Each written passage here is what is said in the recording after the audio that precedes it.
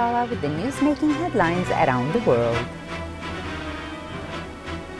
Fighting continues in the embattled town of Kobani as the U.S. launches new airstrikes against extremists. More than 20 people are wounded as fresh clashes break out in East Jerusalem.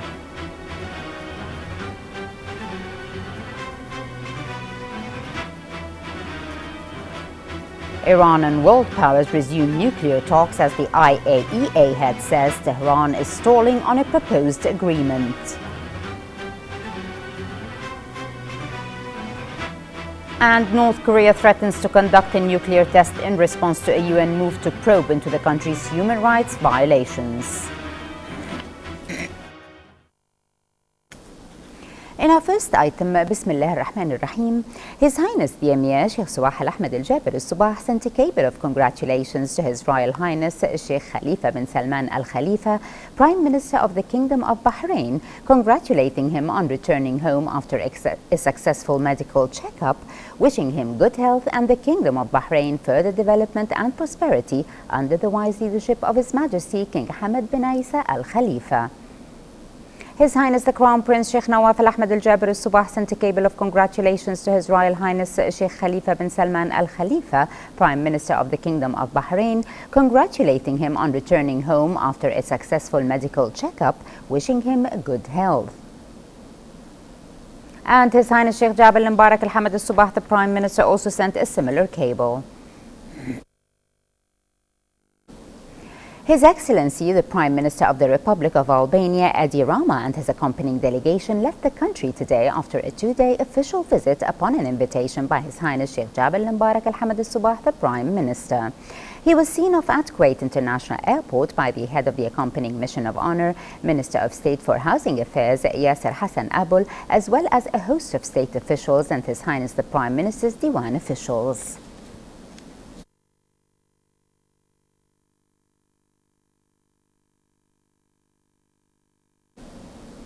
Deputy Premier and Minister of Interior Sheikh Mohammed Al-Khalid Al-Hamad Al-Subah met today with Chairman of Kuwait Association for Prevention of Smoking and Cancer, Dr. Abdul Rahman Al-Awadi, Secretary General of the Arab Union for Drug Prevention, Dr. Khalid Ahmed Al-Saleh, and the Union's board member and coordinator of International Relations and Media, Dr. Hessa Majid Al-Shaheen.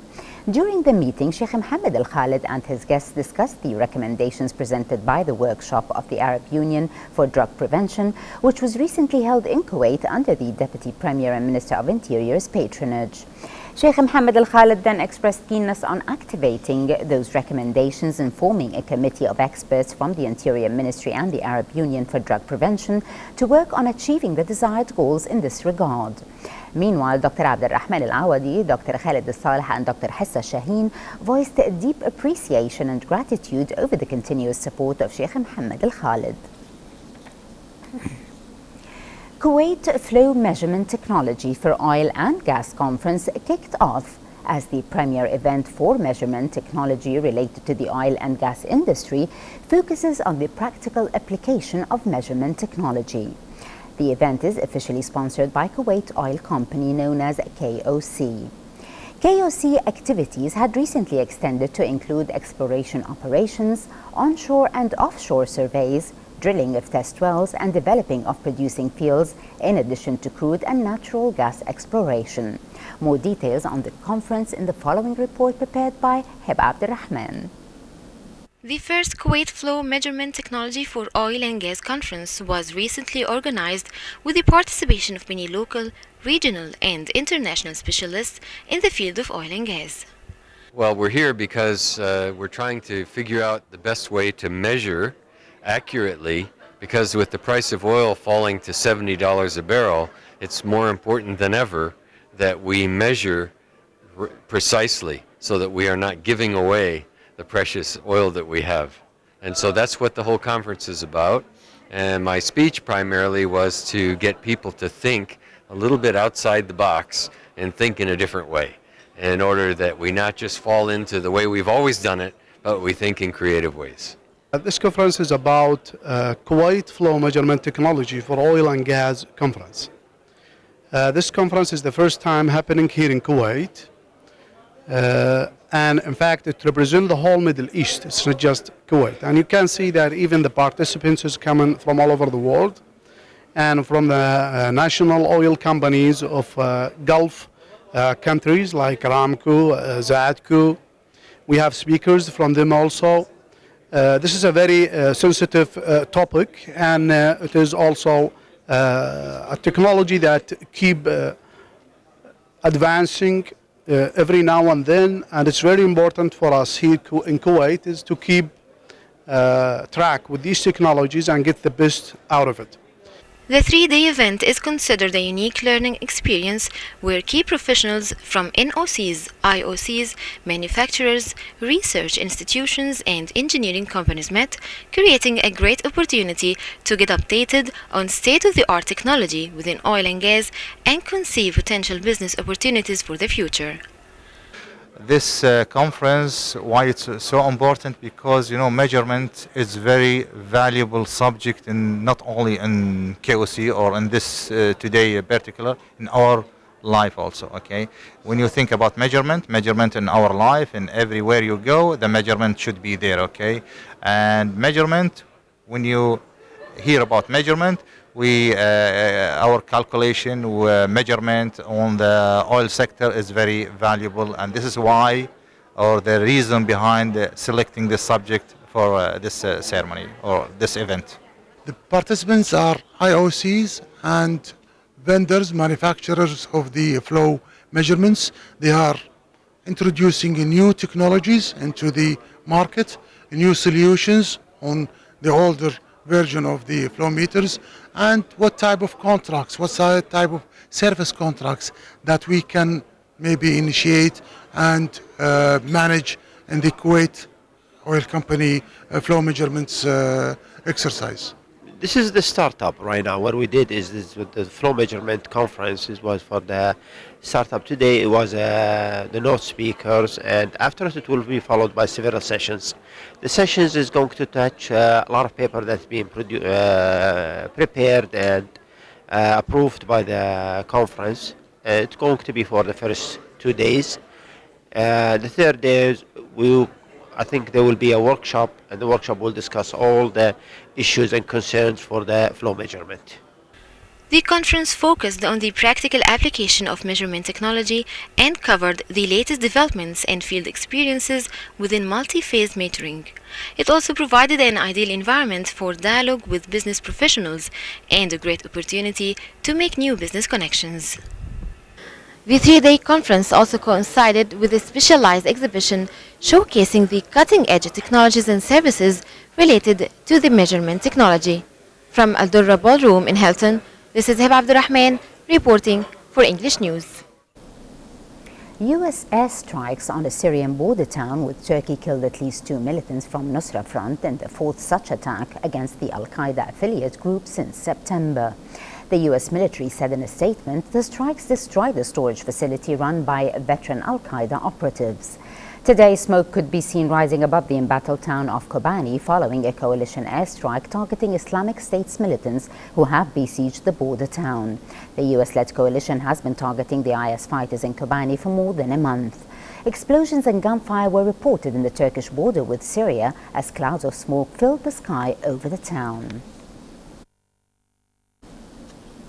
Turkish Prime Minister Ahmed Davutoglu met his Iraqi counterpart Haidar al-Abadi in Baghdad today as long-strained ties between the two countries improve. Davutoglu was given an official welcome at the main palace in the heavily fortified Green Zone, after which he held talks with Abadi. His visit follows a trip to Turkey by Iraqi Foreign Minister Ibrahim al-Jafari earlier this month that was aimed at patching up the chilly ties between the two neighbors. Ankara's decision to aid Iraq's Kurdish region independently to export oil has angered Baghdad, which considers it illegal.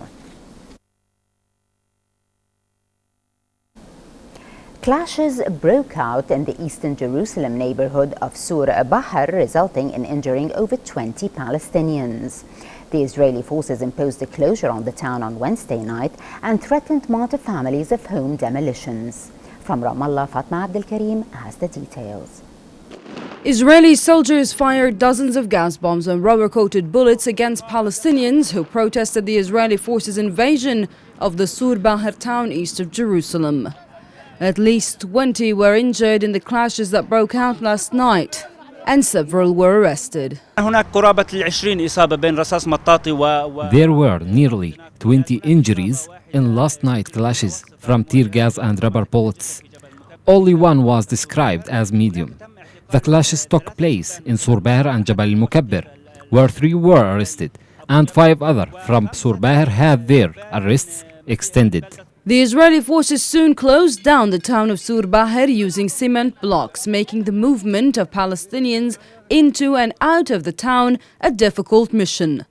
Residents of Sur Baher said they do not accept the closure, which is a collective punishment that Israel imposes on Palestinians and their towns attempting to stop them from resisting occupation. The Israeli policy of closure is not new. They try to divide between Palestinian towns, putting its people in prisons. Israel is pushing their backs to the corner by this. And this only means that there will be more operations. Clashes spread throughout East Jerusalem in towns of Al-Tur and Shafat, where Israeli soldiers attempted to break into a martyr's family's house and notify them of eviction ahead of home demolition. Observers believe that Israel's oppression of Palestinians is getting back at it, and the more pressure it exerts on the Palestinian people, the sooner it will bring about the explosion of tensions. Fatma Abdelkarim, Kuwait TV, Ramallah, Palestine. 6 world powers today met with Iran, hoping to clinch a nuclear deal with Tehran by a November 24 deadline, as U.S. Secretary of State John Kerry is expected to join the negotiators in Vienna. Yukiya Amano, Director General of the International Atomic Energy Agency, said Iran has yet to explain suspected atomic bomb research to the UN Nuclear Agency. After nearly a year of difficult diplomacy, Washington is pushing for agreement on at least the outline of a future accord. But Amano made clear the agency was far from satisfied, saying it was not in a position to provide credible assurance that Iran does not possess undeclared nuclear material and activities. The accord is intended to set limits on Iran's atomic activities in return for an end to international sanctions that have seriously hurt its economy. North Korea today threatened to conduct a nuclear test in response to a United Nations move towards a probe into the country's human rights violations. Its foreign ministry accused the United States of orchestrating a recent UN resolution calling for the investigation. North Korea previously conducted nuclear tests in 2006, 2009 and 2013. Its threat comes as new satellite images emerge indicating fresh activity at a North Korean nuclear facility. A UN Human Rights Committee on Tuesday passed a resolution calling on the Security Council to refer North Korea to the International Criminal Court for alleged crimes against humanity. The 3rd annual National Youth Empowerment Symposium held its opening ceremony at the Regency Hotel. This year's symposium surpasses previous years with the addition of the Food Valley Initiative, a one-stop station that will guide budding entrepreneurs through the processes and procedures needed to have a well-known successful business in Kuwait. Our reporter Dina Nasser has more in this report. The Youth Empowerment Symposium, or YES, is a national initiative that is delivered from the youth to the youth in an academic setting with a global outreach program towards advancement worldwide. YES targets students who have the potential to become business holders, employees who try to reach financial freedom and independence, and young entrepreneurs who want to expand their projects. The symposium supports the youth's feelings of activism and advocacy, introduces the different ways in which a university graduate can contribute towards developing the country, and highlights the ways of establishing solid connections between authoritative figures of the society and active individuals in the workforce. Empowering the youth to play a more active role towards the advancement of Kuwait is the ultimate goal for the symposium. We talked to them about 3 things that I think make for success. One is no matter what service or restaurant or product, if you want want to make and offer to people as your new business. I would challenge you that one of the big differences between success and failure is the extent to which you understand exactly who is this product or service for. How is it different than what is on the market today? It is the core fundamental elements of marketing and understanding how to position your service or brand in the context of what else is available. The symposium invites speakers from all over the world to share with participants their success stories in order for young entrepreneurs to benefit from their insight. This year saw 19 speakers take to the stage, including former President and CEO of Pepsi-Cola North America, Dawn Hudson, former President and CEO of McDonald's, Edward Renzi, and the former President of Yum Brands, Inc., Richard Carucci. Also participating in the symposium this year are local entrepreneurs and leading businessmen. This year what we're doing is we have in addition to the symposium, we're starting a food valley, and the idea of it is there are different stations, there are about 4 or 5 different stations that are going to include ministries, designers, photographers, interior designers, and it also includes companies that have raw materials equipment. And then we also have a station for all the local concepts. And the idea of the Food Valley as a whole is if anyone from the audience walks into the Food Valley with an idea of starting a business, they can leave out with all the quotations, all the information they'll need to decide whether or not they want to start their own business. They can also see all the competition they have that are already in the market, and they can see what kind of companies that are available that can help them throughout the start to the end, and everything they'll need from the ministries to finish all their paperwork. So this is something that we've done this year, and hopefully it won't be the last, because a lot of people are excited about it, and anyone with a business in the food industry can register through our website, thekingkw.com, and they can be a part of it. Yes, 2014 has improved upon the successes of previous years to take a step further in aiding young entrepreneurs with the introduction of Food Valley. Seminars and panel discussions will be held until the end of the symposium on November the 18th. At the Regency Hotel, I'm Dina Nasser reporting for the English News. And moving on to the local business news, where at the end of this week's trading, all Kuwait Stock Exchange indices ended today's session in the red zone. The KSX 15 reached 1,127.81 with a loss of 5.1 points, and the price index closed at 6,985.89, shedding 39.47 points. The weight index recorded 466.33, losing 0.84 points. And in our final item tonight, a ceremony was held in the State of Kuwait to mark the occasion of the 31st anniversary of the Declaration of Independence of the Turkish Republic of Northern Cyprus. On November the 15th of 1983, the Turkish Cypriot Parliament passed a unanimous resolution ratifying the country's declaration. Sarah Faris-Globe has more in this report. The Governmental Trade Office of the Turkish Republic of Northern Cyprus, or TRNC, in the state of Kuwait held a reception to mark the 31st anniversary of the country's independence. This is the 31st anniversary of the declaration of the Turkish Republic of Northern Cyprus. We are celebrating, as always, every year, both at home and at our missions abroad. The guests are various. We have some colleagues, diplomats. We have some businessmen and friends. 8 years after the Turkish Federative State of North Cyprus was proclaimed in 1975, the unilateral Declaration of Independence of North Cyprus was presented to the Parliament in North Lefkosia by Turkish Cypriot leader President Rauf Denktaş on November 15, 1983. Containing text espousing human rights and the desire to live side by side with the Greek Cypriot population, it ended with a declaration that Northern Cyprus was an independent and sovereign state, naming the entity the Turkish Republic of Northern Cyprus.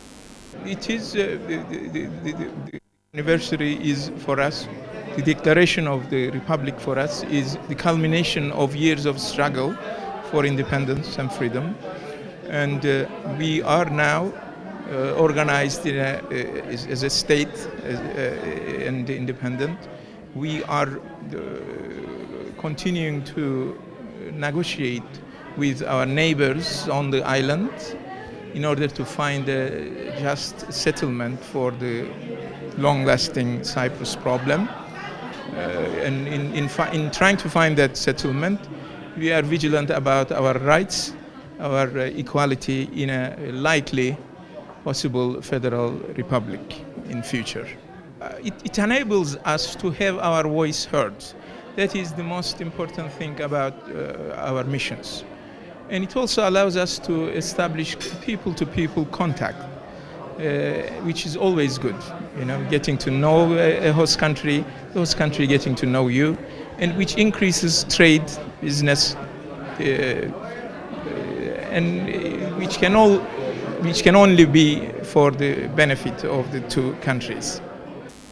The State of Kuwait maintains good relations with the TRNC, especially in the fields of economy, education and tourism. And as one of the few countries that hosts a representative trade mission, ties between the two countries are expected to expand further. Along with the dignitaries, distinguished guests, diplomats and friends, the representative office of the Turkish Republic of Northern Cyprus in Kuwait hosted this elegant reception to celebrate the 31st anniversary of the declaration of the country's independence. From the Governmental Trade Office of the Turkish Republic of Northern Cyprus in Kuwait, this is Sarah Glubb reporting for English News. For a chance to see our reports again, please visit our YouTube channel at MOI Kuwait News. Well, with that, we conclude our news bulletin. Thank you for joining us. Have a pleasant time. I'm Maham Pawa. Before we go, we remind you once again of our main top stories. Have a pleasant time and good night. Fighting continues in the embattled town of Kobani as the U.S. launches new airstrikes against extremists. More than 20 people are wounded as fresh clashes break out in East Jerusalem.